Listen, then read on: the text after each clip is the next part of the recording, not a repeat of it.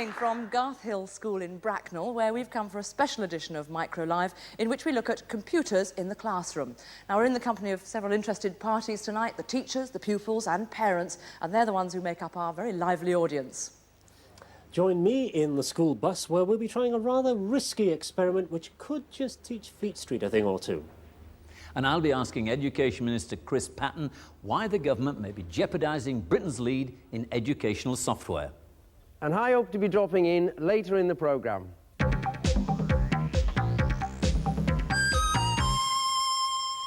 Tonight, before we get into the classroom, we're going to try something of an experiment. It's a demonstration, really, of what happens if you mix radio, computers and telephones. Now, obviously, sending data over a phone line is pretty commonplace in homes or offices. But what do you do if you're on the move and there isn't a convenient phone to tap into?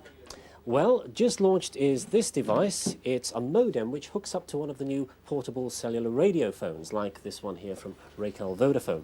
Now, I've used this and phoned up a printers in Woking, about 19 miles away. That's Unwin Brothers. And I've got some data for them. In fact, it's text which is stored here on this portable computer.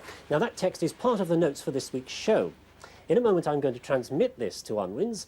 They will receive it, they will automatically typeset it, they will print it out, and we hope that they will get it right back here by the end of the programme. Can it be done? Well, just to prove that we're not cheating, Lesley, could you get a word or a phrase from the audience, please? I'll try, Fred. Excuse me, sir, what's your hobby? Beekeeping. Beekeeping, Fred. Beekeeping. All right, beekeeping. Yes, B-double-E hyphen, it's more of a buzzword, isn't it, than a password? Keeping, K-E-E-P-I-N-G, and there it goes. The new cellular radio phone system works by covering a town with a whole series of transmitter receivers in a honeycomb grid, sometimes only a few kilometres apart. Each transmitter has about 16 radio channels. Whether the vehicle is stationary or on the move, the microcomputer inside the phone is switching all the time from one transmitter to another, trying to find the best signal. When the signal switches or fades, the message is affected for a fraction of a second. With voice, you hardly notice, but with computer data, vital bits of information could be lost. Well, both portable phone systems, BT's Cellnet and the Vodafone service, use similar equipment. And here's the latest, very natty, a pocket unit. Now, both systems can support sending data, but BT's policy is to leave it up to you to make sure that your software and modem check for transmission errors.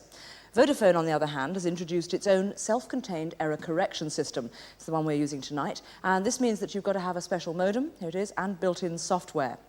Now, assuming that this all works, you can see how someone like a journalist, for example, could get a story into print very quickly. But it's techniques like this which some of the unions have so far blocked in Fleet Street. Well, there's no blockage here. That data, that text has been sent off to Unwin's, but of course whether an error-free version has arrived with them is another matter. Anyway, I shall be phoning them up later on and I'll let you know how they're coping. Right.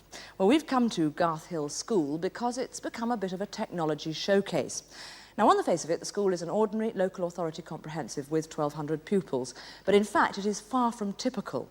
Through the efforts of the headmaster, the staff, the pupils and the parents, many of whom are here tonight, it's managed to provide itself with a remarkable range of computer equipment, literally direct from the manufacturers.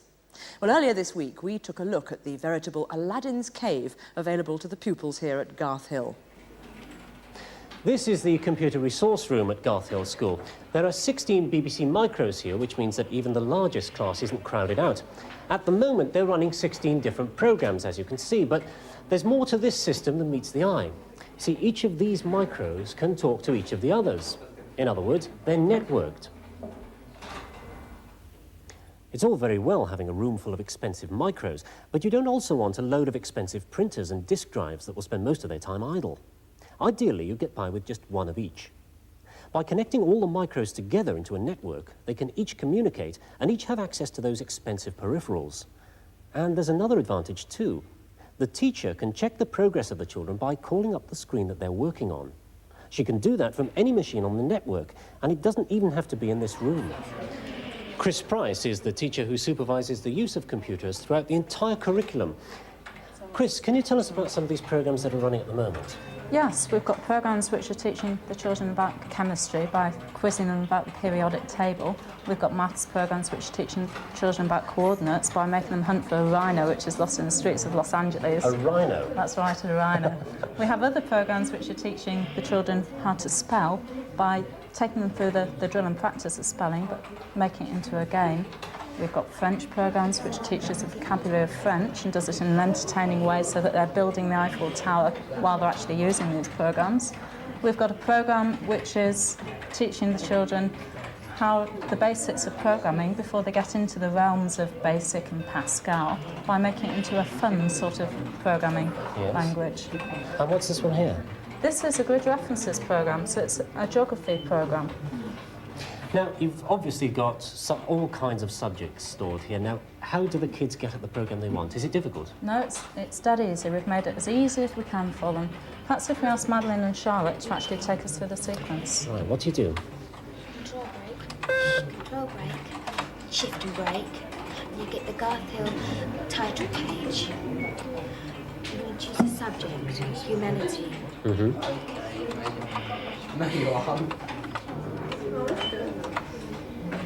Now we can choose the subject, grid references.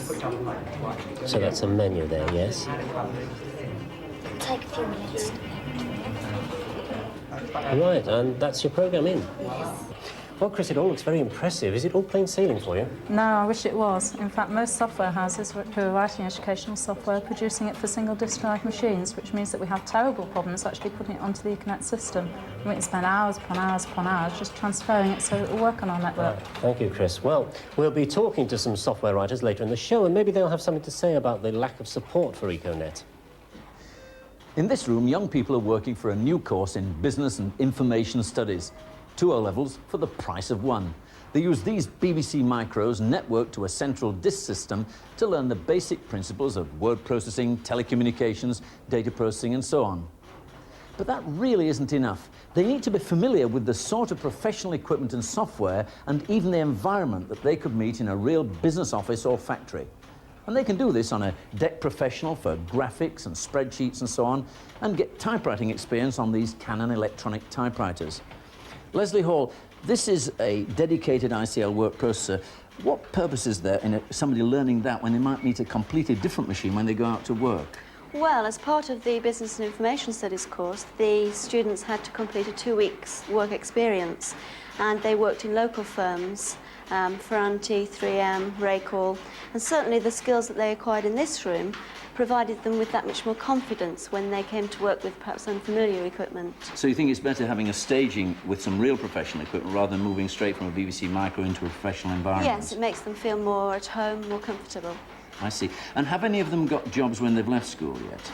Well, this course has been running for 1.5 years, so they will leave in the summer. But I'm quite confident that they will have the edge over other school leavers. Well, this is the third fully equipped computer room here in the school, bringing the approximate capital value of the equipment to around £200,000.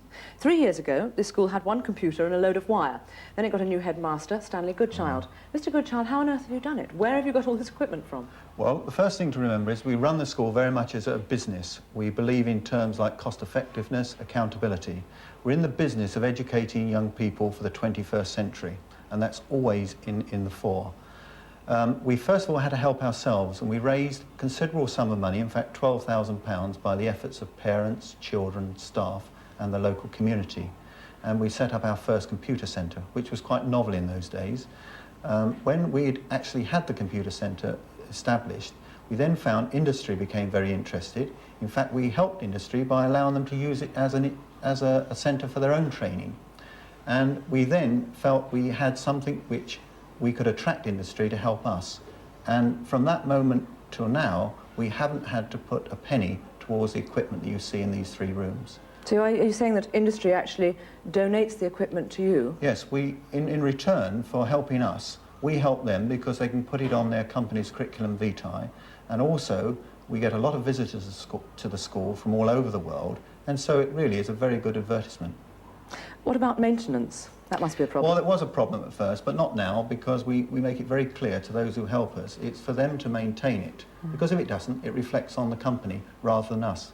Ideally, would you like to see all schools in this country equipped in this way? I think it's absolutely vital that this does happen, because, quite honestly, we are preparing youngsters for the real world, and information technology is a thing which is here to stay. No gimmicks, it's here to stay. And unless we prepare these children for this new world, as it were, we're not doing them justice.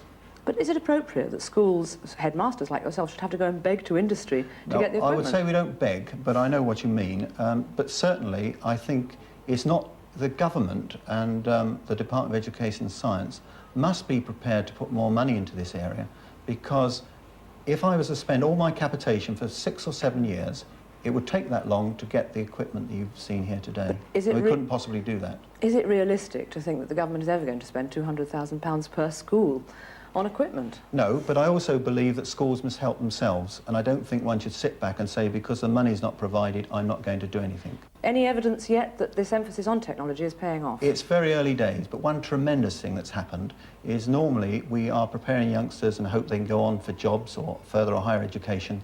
This year, when there's normally 40 or 50 or even more youngsters who haven't got jobs by September, there are only 2 from this school who had not yet found employment. I like to think this is something to do with it as well. Well, clearly Stanley Goodchild has secured an impressive collection of equipment through his deals with industry. But this school is very much the exception. No other school has facilities like it. So what does the average school in Britain offer? There are 24,000 state schools in Britain, 4,000 secondary and 20,000 primary. The children in white represent the primary schools, those in black the secondary. Through government schemes, local authority grants and PTA funding, virtually every school has at least one computer. No other country can make that boast. In fact, the average secondary school has 12.1 computers. It all looks very impressive. But stop. The average secondary school has 900 pupils, and they share those 12.1 computers. That's one computer for every 75 pupils. Seen like this, it looks rather less impressive.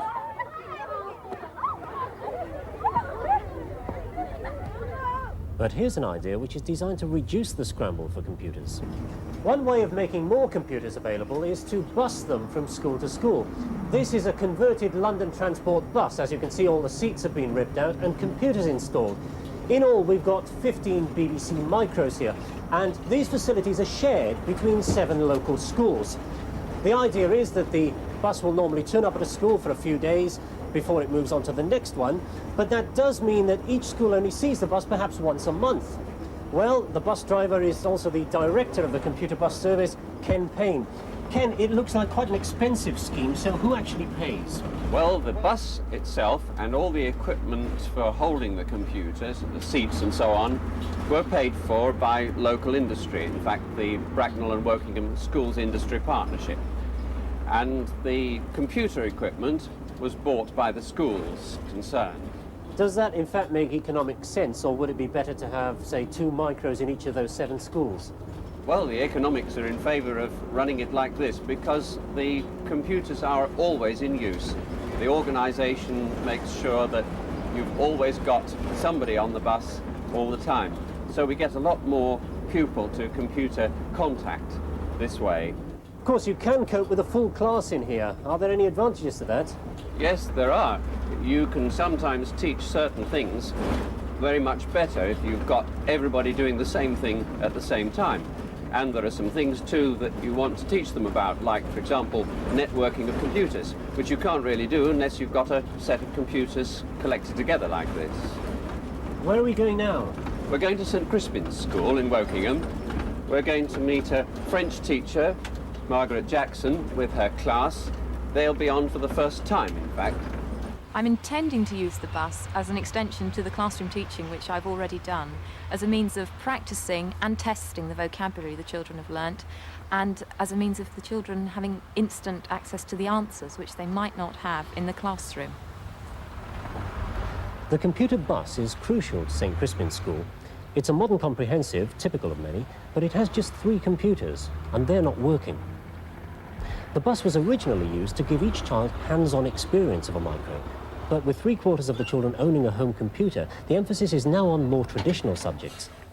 Once on site and linked up to power, lessons can begin. When the program that you have just loaded comes up with the question, choose your words, would you choose words number 12? That says to use your word list. All right? You press return. That's it. It says, no, you should have written desk. So now you know Little Pizza means desk, and you'll be able to do it. It'll now give you another go, and you'll be able to get it right this time. This program tests vocabulary. A French word appears on the screen, and the children type in the English translation. Each correct answer builds the Eiffel Tower 1 section higher. Well, the setup certainly seems to work, at least the children here enjoy it. Although it doesn't actually provide any more kit per kid. Of course, hardware is only part of the story, so after the news we'll have a look at some educational software.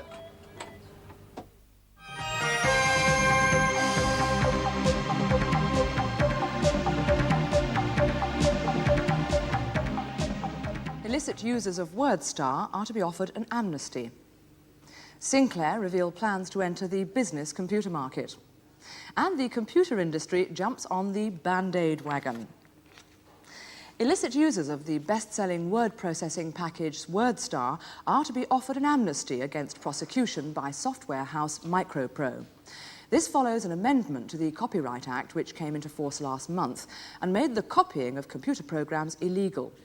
Anyone using a pirated version of WordStar can now register with MicroPro for a fee of £40 plus VAT, and in return will become an authorised user. WordStar is probably the most pirated software in the world, and the amnesty is likely to end early next year. After that, MicroPro will be considering prosecuting anyone who is using the package illegally. Sir Clive Sinclair has revealed that Sinclair Research is planning to launch a machine for the professional PC market. He was quoted in the Financial Times as saying that he planned to attack the soft underbelly of IBM. Sinclair seems to have abandoned any hopes of selling the QL as a business machine, but is to draw on the strengths of its operating system and software for his new product. The last few months have been very bad for computer journalism in America. Wendy Woods now reports. 1985 will go down as the worst of times for computer magazines. Nearly 60 have gone out of business, even some big names. December will be the last issue of Popular Computing and Creative Computing, 2 of America's most widely circulated computer magazines. The main problem is ad revenue. Computer companies with troubles of their own have drastically cut back on advertising, leaving scores of journalists out of work. Reporting from Silicon Valley for MicroLive, I'm Wendy Wood.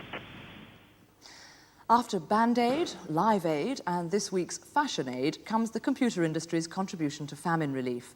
Called Online Aid, the idea is that companies contribute sums of money ranging from £1,000 to £5,000 in return for their names featuring in the Online Aid adverts. £250,000 worth of advertising space has already been donated. And finally, tomorrow is the start of National Astronomy Week, and Lancashire Polytechnic is giving away a free computer-based guide to Halley's Comet. It runs on BBC Micros and includes star maps and details of how to spot the comet in the night sky. Any school or organisation can have a copy of the programme by sending a floppy disk or tape and a stamped addressed envelope to Lancashire Polytechnic. At the beginning of the show, we sent our programme notes to a local printer using cellular radiophone. Earlier this week, Fred went down to Unwins to take a look at the technology involved.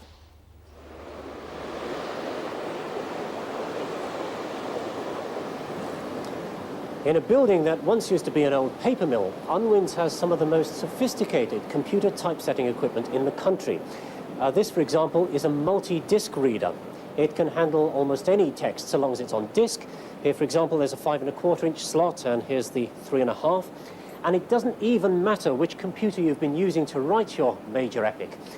This machine will read that disk onto the main Miles computer over there. But of course, obviously it's handy if you've also included control codes to format the text into chapters and paragraphs, italics and bold type and so on. Now, MicroLive's experiment takes all this a few stages further.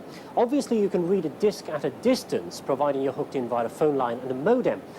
But tonight, of course, we're not using a phone line as such, we're using cellular radio. When all that data comes in across the airwaves, it's captured onto disk via this Raycal Vodata modem here at a speed of 1200 bits per second. From the disk to the camera-ready artwork is a matter of a couple of minutes, or in our case, I'm told, 57 seconds.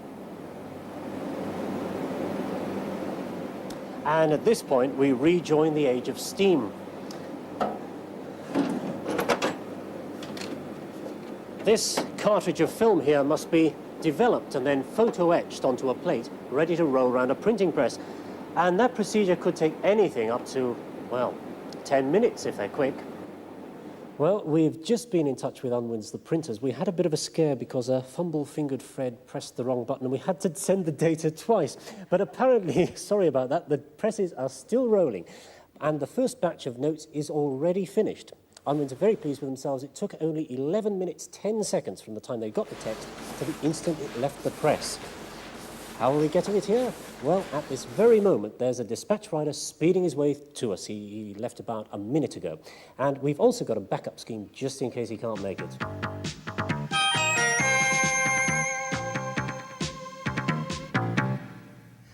Getting computer hardware into schools is all very well, but of course it's the software which matters in the end.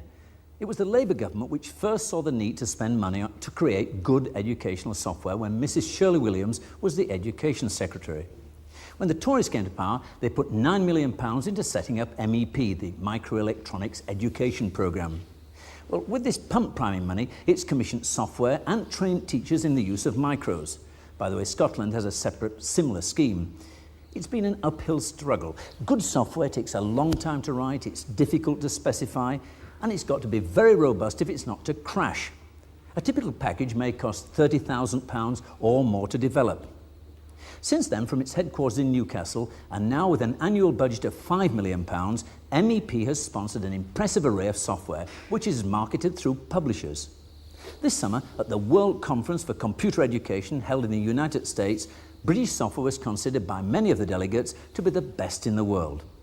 Here's an example of the sort of real-life problem which has inspired software writers to take British software, and by the way, Himalayan climbers like my friend Chris Bonington, to the very top.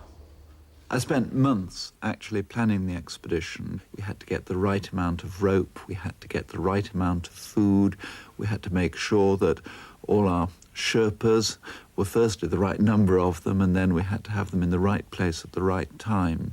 And to do all this, I actually used a computer and played out a computer game of actually climbing the mountain with all the hazards that we might encounter. And this meant that when I was actually on the climb, when we were faced with some kind of crisis, it meant that I could actually react to it because I'd actually played it out back at home on the computer. Jazz, Wendy and Julian here are working with a programme that's based on Bonington's ascent of Everest. It's called Summit, and by taking into account the sort of information about the geography and the weather conditions on the mountain, what they're doing is working out how best to plan the climb and then use the manpower available to move essential stores up the mountain and generally keep the expedition supplied. In fact, you're making sort of life and death decisions, aren't you, standing here? Yes. Well, you've been fertling about with this during the day. Have you managed to form an opinion of it? Do you think it's good educational software? Yeah, we think it's exciting. I mean, we have to decide for the team if they're going to live or die, basically, because we have to get the stores up to them. So that really does make quite a difference, Yes. the fact that it could possibly be a real-life situation. Yeah, exactly. It's a decision-making programme. Yeah. Well, what are you actually learning? I mean, apart from the excitement, what part of the academic syllabus are you covering here? Well, you need very careful planning to plan the stores to take up to the men on the mountain. And it also includes a little maths, but we didn't really feel there was a lot of geography in the game. Right. Tell me, how would you have felt about dealing with these problems that you're grappling with if they'd all just been laid out in a textbook? I don't think it would have been so interesting. And I'll put the book down. You put the book down. Right, well, carry on up the mountain. Don't get frostbite. With us this evening as well is Richard Fothergill, Director of MEP. Richard, did you hear that just then? There's not enough geography in the geography package. Yes, well, a good piece of software should cover a wide range of activities. They were doing problem solving, making good decisions. They were doing mathematics. There's a lot of writing going to develop from that sort of work. So it covers a wide range of aspects of the curriculum and not just geography. And that's what all good computer software is doing these days. So you're looking for it to have sort of related work. But what about, I mean, they use the software for what, half an hour? Do they then just put it away in a drawer and that's it? Well, good software, again, should be just part of a whole learning activity. So in this particular case, one would expect work on how the Sherpas live in Nepal, living conditions. You could have work on what the human body does as it adjusts to changes in temperature and going up mountains and oxygen failure. You could have landform as crevasses are formed and so on. A lot of meteorology as the different snow conditions. So there's a great deal of other work that's going on as well, and this is just one of the resources and one of the stimulants. So half an hour of software should provide weeks and weeks, really, of very wide teaching. Indeed. OK, what else have you got to show us? Well, one programme which I thought you might be interested in is the mole concept. This programme was developed with the BBC Radio, Schools Radio, and it consists of notes, teachers' notes, a disc with the software on it, and an audio cassette. Now, the interesting thing is you put the audio cassette into the cassette recorder, the disc into the disc drive, and the two parts run together simultaneously. They're synchronized together. So that here is a very difficult chemical concept. A lot of children find it very hard to understand. You get a voice supporting the software as it goes along. And if we listen to this for a moment, you may recognize the voice. Right. Mention the word mole to most people, and this is what they think of. A short-sighted garden pest. But to a scientist, the word mole means something altogether different. In chemistry, a mole is a number, an amount, an astronomically huge amount. To understand why we need such a huge amount, we must first think about things which are infinitesimally small. Atoms. Atoms are often depicted rather like this: a heavy core with lighter particles which orbit around it. Remember that this is not intended to be a true picture of an atom. Now, the pictures and the words are absolutely smashing, but wouldn't they do just as well on video? No, because this is an interactive programme. That chime you heard just now asked the children to press the spacebar on the computer to move the programme on. And they will be, in a moment, as you see, answering questions, which check how far they have got as they go along through the programme.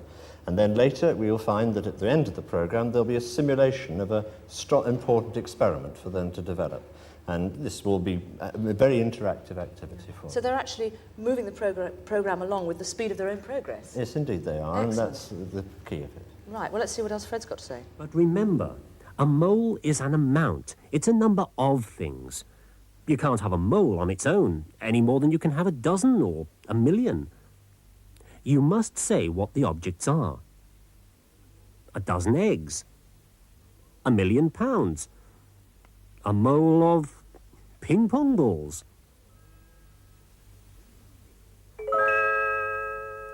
If you had a mole of ping-pong balls, you'd have trouble storing them. They'd cover the entire Earth to a depth which would swamp Mount Everest. As we've just seen, and as I said, that particular programme ends with a titration experiment, a simulation of that. It is very important that children do the practical work as well. And this is another experiment, a programme which based itself on a well-known physics experiment for 17 to 18-year-olds. Now, this one is for physics, and it creates a sort of micro-laboratory in which you can look at the way an object goes up and down against gravity and with different forms of velocity and what happens to its weight and displacement. So 3 very important physical principles are established and looked at: displacement theory, acceleration, and velocity. And a child can explore all sorts of parameters, about 26 different variations in the way they look at this and the different displays. Why is British software considered to be relatively so good? I think for 3 reasons, really. One, we make very good use of graphics. Secondly, we are very teacher-orientated in the development. Teachers are always involved all the time. And thirdly, we look at the concepts of learning. So we're asking children to develop skills like problem solving, like design, like making things, like creativity, exploring their mind and discovering information. That's the exciting bit. Thanks, Richard. Thanks very much indeed. Pleasure. Well, obviously, good software is of enormous value to pupils, to teachers, and of course there's an endless amount of educational material to be developed into software. But what sort of financial value does it have for the people who actually publish it? Well, in the audience tonight is Roger Watson from Longmans, the publishers. Mr. Watson, can your company see any sort of profit out of producing educational software? Well, not at the moment, not if you have to pay the development costs. If you think that an average piece of educational software may sell between, say, 500 and 1,000 copies at a price of 15 or 20 pounds, you can imagine that it's difficult to cover the production, the promotion, the distribution and so on. You certainly can't recover 20,000, 30,000 pounds of development costs. It's a big shortfall between the development costs and the cost, the money that you get back in selling Absolutely. it. Now, how vital do you think the MEP funding has been in developing educational software? Well, it's been critical because a really very large proportion of the excellent software which we now have available in this country has been funded, the development has been funded by MEP. Right, thanks very much indeed. Mac? Well, just as we seem to have a world lead, many people are worried that this might be lost. The government is axing MEP in 4 months' time, replacing it with something called the Microelectronics Support Unit.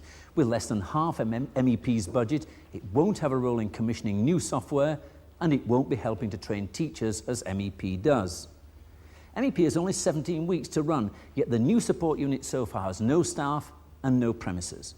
Its role will be simply to advise on the use of software in the classroom and not to produce it.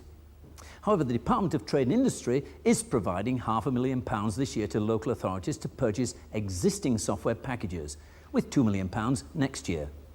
But that still means a cut in real terms in the money allocated to information technology in schools and no central subsidy to create new software. I asked former Education Secretary Mrs. Shirley Williams, is this cut in spending on computers in education really justified? No. This is an area where Britain has a world lead. Mr. Butcher, the Parliamentary Secretary at the Department of Trade and Industry, said as much in December 1984 to the House of Commons, so the government believes it itself. Why then should we throw away the lead by changing the organisational structure of the MEP system, the microelectronic support system, and handing it over to local authorities as far as curriculum development, software development and in-service education are concerned, when, frankly, the local authorities are so strapped for cash, they can't even maintain their current hardware and they can't maintain the in-service programmes for teachers. It is absolutely nonsensical. But it's very easy to say that, but nevertheless it's a matter of priorities. If you're not going to give it to computers in education, if you're going to give them more, you've got to take it away from somebody else. Who would you take it away from? Let's be honest, it's all a question of priorities. If you think the most important thing in the world is tax cuts, then you tell the Department of Education and Science to cut their budgets in order to finance a tax cut. Our view is very directly that that is absolutely to get the priorities wrong, and that this is an area where Britain could build a major export market, where she is in advance of the rest of the world, and where we would be in great danger if we lose that lead. Already the MEP have sold about £1 million of the software overseas, and they won't even given any money for expenses. Do you think that could be significantly increased? Yes, not only should it be, I think we should set up something rather like the Ministry of Trade and Industry project teams in Japan and get the manufacturers, the Department of Education and Science, the Department of Trade and Industry together to write up a strategy for the future to take Britain into the export markets of the world, where we have, I repeat, a major lead we shouldn't lose. So you forecast that this present support unit really is going to not do any good at all, really? No, it will do some good. The trouble is it's an inadequate good. It's not enough to keep the programme going, and at a time when the government is also cutting down on its support for the so-called information technology centres, which train youngsters in further education, one has to ask, why is the government giving up on one of this country's few remarkable achievements in the whole international world of education? I put it to Education Minister Chris Patten earlier this week that if the future prosperity of Britain is going to depend more and more on the information industries, isn't this a bad time to kill the MEP when even his own department has said it's doing a good job? It has been a terrific success, and it has put us ahead of the rest of the world. I don't see it as killing the MEP. When we first set it up in 1980, we reckoned it should have a life of about 4 years while it got other things going. In 1983, we thought it should be continued for an extra couple of years to 1986, and we've been discussing with the local educational authorities and others since then what should follow it in order to consolidate the work we're doing. And I think the support unit is the right sort of body, the right sort of instrument to carry on the work which the MEP has done so successfully. But that is only half the amount of money the MEP had. Is it true that your department really wanted to double the amount of money rather than halve it for the MEP? No, I think there are always discussions with the Treasury and others about how much money one should spend on this or that. But we've also got to take into account not only the money that's being spent through the support unit, the 2 million plus that we announced last summer, but also the money that's being spent through John Butcher's DTI programme to encourage software in schools, following the very successful Micro in Schools programme. Also the work which is being done through the Technical and Vocational Education Initiative. I've seen a great deal of very successful work done through that, which has involved, of course, the purchase of equipment and software. The most successful thing the MEP did, I think, was creating new educational software. Yes. And with the support unit, they're not doing that. They're expecting the local authorities to actually buy more software. Nobody's going to create it. That's going to create a real shortage of new software, isn't it? Now, I hope that we'll be able to still help in the development of materials for curriculum development, because it's very important, particularly cross-curricular developments, which is where I think we've got to make a rather more progress. But the other schemes which I've suggested should help to create a market as well. I agree with you that the more experience we've had, the better the software on the whole that we've produced. But it does need direct funding from government. You can't just expect it to the publishers to take these very high risks in producing educational It's going to still get some help in development, and we're still helping to create a market. We'll also be still doing all we can to ensure that internationally, in terms of exports, we can develop a market and see that British industry, this particular industry, gets access to it. Is it true that IT has become rather a peripheral activity from what it was in Kenneth Baker's day when it was very prime? Is it becoming a little bit peripheral with politicians and civil servants today? No, it isn't. I don't think that's fair. I think it's perfectly reasonable to commend Kenneth Baker on the marvellous job he did. But when I go around schools seeing things from my angle, I don't think you could possibly say it was peripheral. What we've got to do is to build on the successes, build on the foundations which were laid very well by people like Kenneth Baker and others as well. Well, first of all, I'd like to go to a software writer, Margaret Cox from Chelsea College. If all the cash is going to be spent on existing software, what's going to be the demand for new software that you write? Well, one of the problems there is in writing new software is with the extending technology and hardware that is available. It now costs a lot of money to write particular programs. You need a range of expertise, just like you do with a television crew. You need people with hardware, software, educational, research and other expertise. And so you need quite an investment in a team before you can even take off. With the changing technology as well, and the teachers requiring better, more versatile, more interesting software, you therefore need an enormous investment before you're going to produce anything of worth for the schools. Where did you get your money from before? Before the MEP? Yes. We got money from the Schools Council, which preceded the MEP, and of course the computers were smaller then, so the software was smaller. Some of the sorts of software you've been showing in this school, for So example. it was cheaper to write? Yes, yes, that's I right. see. Well, perhaps I should ask Mike Fisher, who's a manufacturer's managing director of RML. Will you be investing in developing more new software? We have invested in developing some software with educational software vendors in the past, and now with the MEP funding going, we'll do more to help, and the government scheme will also encourage us to do more. But the sort of sums that will contribute to organisations such as Chelsea will be very small compared to that which has been available through MEP funding over the last few years. Tom Hardy from Cambridge University Press. Perhaps, have you seen the market diminishing, and do you see it diminishing in the future? The market was never a very large one in UK schools in any case.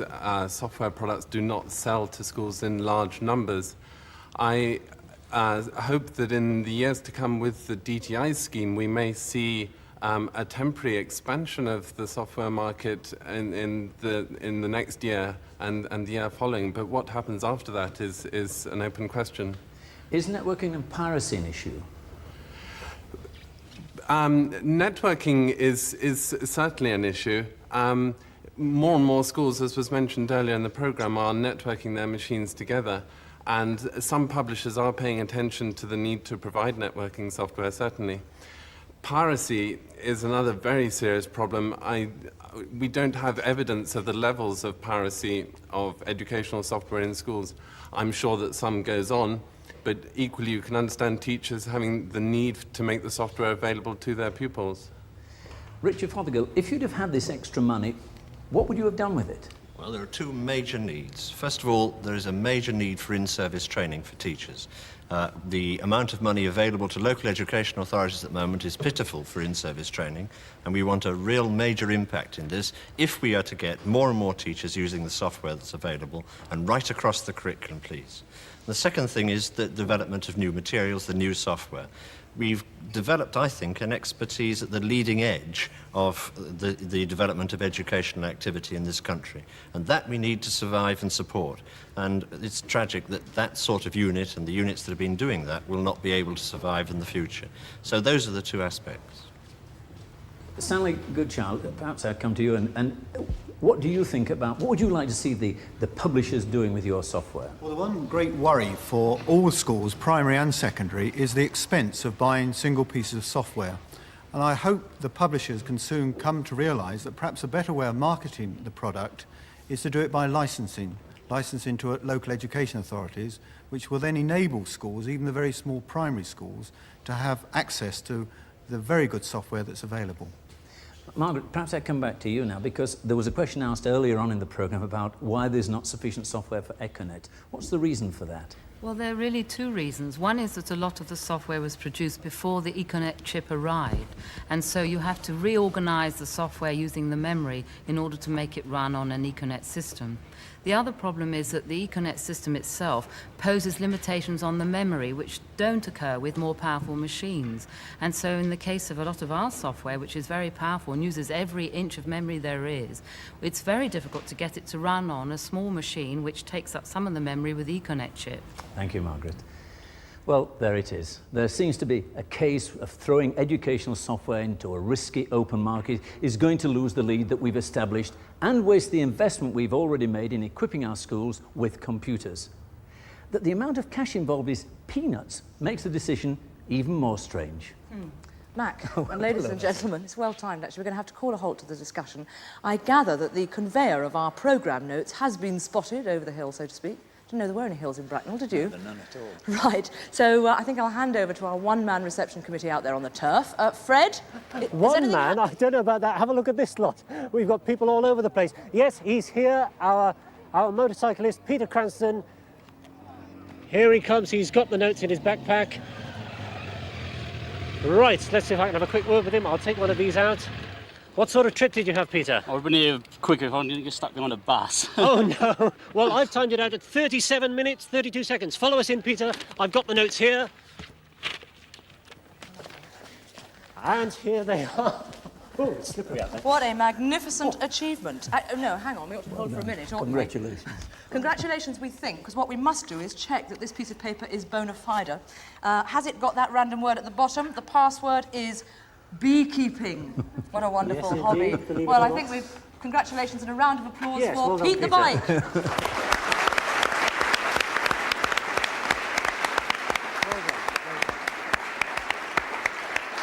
37 minutes, that's not bad, is it?